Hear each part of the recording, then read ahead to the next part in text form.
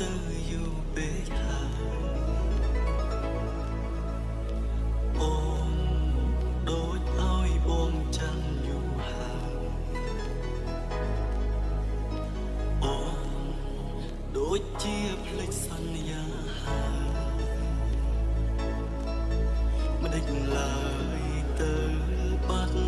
សូនឈឹង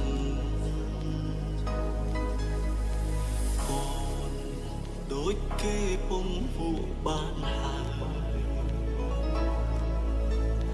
អូនមើលងាយដំឡៃស្នេហាអូនភ្លេចបញ្ហាយើងធ្លាប់ឆ្លងកាត់ហើយវេទនាណាស់អូនអើយ